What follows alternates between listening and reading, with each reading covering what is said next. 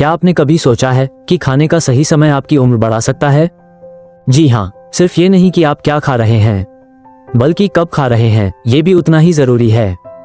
आज के इस वीडियो में हम जानेंगे कि हमारे शरीर की बायोलॉजिकल क्लॉक यानी अंदर की घड़ी कैसे तय करती है कि खाना किस समय सबसे असरदार होता है, और कैसे अगर आप इस रूटीन को अपनाएं तो बीमारियां दूर रह सकती हैं, उम्र लंबी हो सकती है और आप महसूस करेंगे ज्यादा ऊर्जा, ज्यादा सुकून। चलिए शुरू करते हैं। हमारे शरीर में एक सर्केडियन रिदम होता है, एक नेचुरल टाइम टेबल।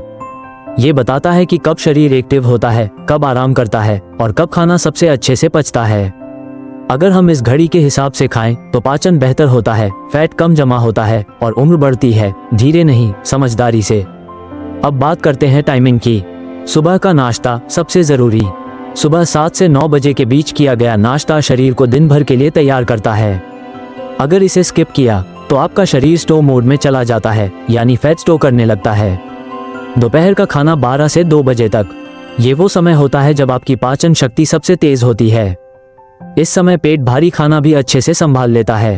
अब आती है सबसे अहम बात, रात का खाना।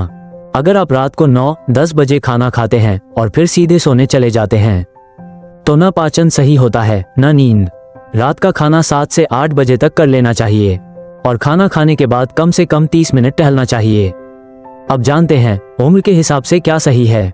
अगर आप 20 से 30 के बीच हैं तो आपकी लाइफस्टाइल शायद बहुत एक्टिव हो, पर खाना अक्सर मिस टाइम होता है। खास ध्यान दें, रात को देर से खाना न खाएं। 30 से 50 के बीच ये वो उम्र है जब मेटाबॉलिज्म धीमा होने लगता है।